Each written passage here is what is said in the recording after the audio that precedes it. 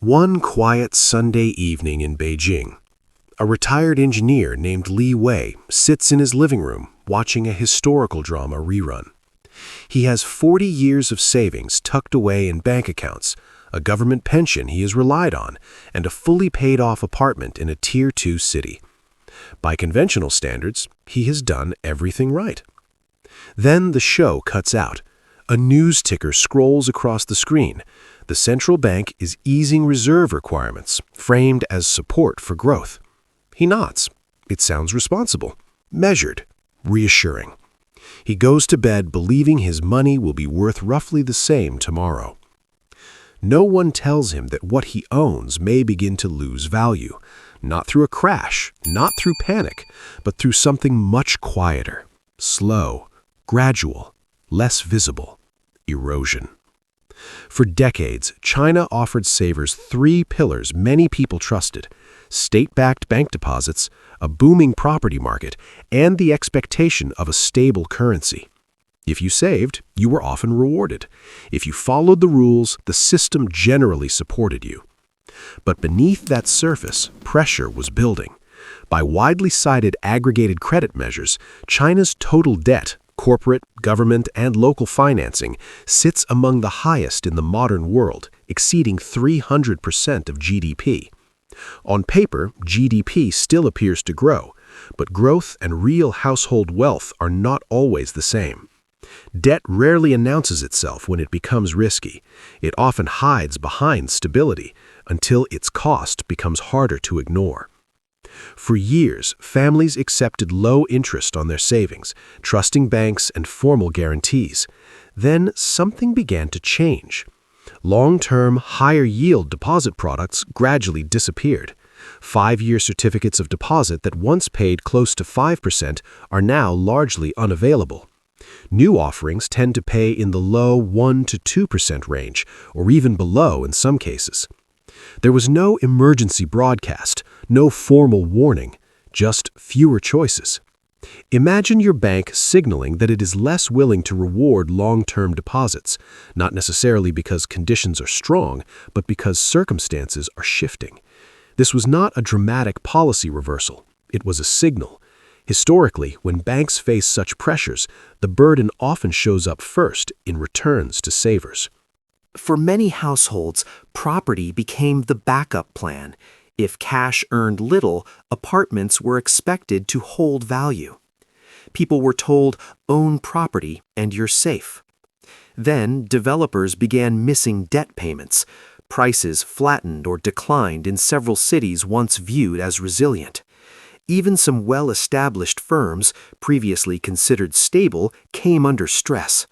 Homes that represented security became more illiquid, harder to sell, harder to price. What anchored middle-class wealth began to feel less certain. This is where the discussion is often misunderstood. Many ask, is China facing a crash? That may be the wrong question. A more useful one is this: what happens when a system does not collapse, but gradually shifts purchasing power away from savers over time? Because that process is quieter and often harder to recognize. There is no single dramatic inflation headline, no sudden panic. Instead, there is a pattern many observers note: savings earning less than changes in the cost of living, debt absorbing a portion of growth, and households becoming more cautious with spending. Money does not vanish. Over time, it may simply buy less. This is not hyperinflation, it is slow-motion erosion.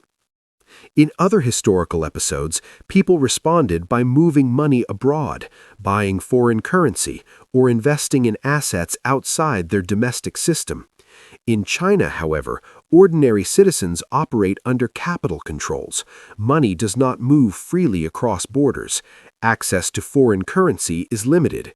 Most household investments remain domestic.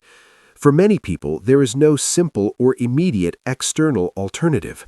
This constraint changes the dynamic. When currencies weaken, value often migrates, not into promises, but into things that cannot be created by policy: scarce physical assets, land, commodities, energy, hard resources, and gold. In China, gold investment exists, but historically it has not been the default choice of the middle class. Property filled that role for many years. As property markets face challenges and banks offer shrinking returns, savers increasingly find themselves operating within a system that offers fewer familiar hedges. Economists have warned for years about mounting pressures: an over-leveraged property sector, heavily indebted local governments, and banks operating under margin and profitability strain. Large capital injections into major banks aim to strengthen balance sheets and preserve stability. Policies designed to support the present can, in effect, borrow from the future. The consequences are uneven, and they often show up most clearly for savers. Back to Li Wei. He didn't speculate. He didn't gamble. He saved. He trusted institutions. The system did not collapse. It adjusted, slowly, quietly. No crash, no panic, just time.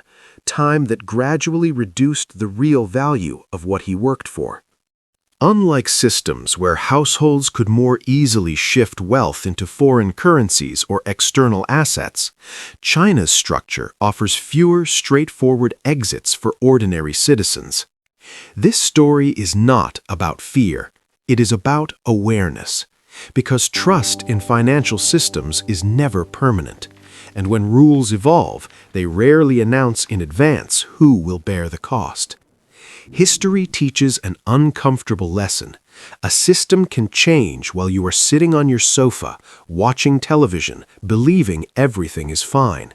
And by the time the shift becomes obvious, much of the transfer has already occurred.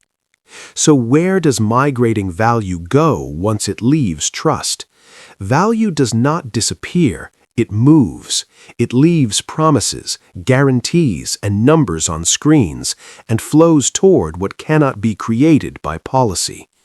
Sometimes it moves into essential goods, food that feeds people, energy that powers economies, raw materials that cannot be produced by decree. Prices can be regulated, accounts can be restricted, returns can be capped, but wheat cannot be printed. Oil cannot be legislated into existence. Copper cannot be ordered to grow. When money weakens, the measuring stick shrinks. Commodities do not necessarily rise. The currency's value can fall around them. This is why real assets have historically held value in ways financial promises sometimes cannot. And then there is another destination, one without an issuer, no liability, no guaranteed yield: gold. Gold does not perform miracles. It does something simpler. It remembers. It remembers purchasing power when currencies struggle to preserve it. It remembers scarcity when systems rely on expansion. It does not create wealth. Historically, it has helped preserve it when preservation becomes rare. Gold does not require confidence, only doubt. Not panic, just doubt. When value migrates quietly enough to blend into everyday life, behavior changes. People do not necessarily flee outward, they shift inward, from financial claims to practical utility, from abstract numbers to tangible use. Sometimes that takes the form of inventory, sometimes land, sometimes tools, sometimes resources. The form changes, the direction often does not. A system can weaken not with a bang, but with a whisper. Policies become cautious, language becomes careful, rules evolve incrementally, because openly acknowledging fragility can undermine confidence, and confidence is a foundation of modern economies. People work to protect what they earn. Systems work to protect themselves. When those goals diverge, value tends to choose survival over loyalty. The question is not whether systems weaken. History suggests they always do, in one way or another. The real question is whether you recognize the migration before it finishes. History answers that question clearly, just not loudly.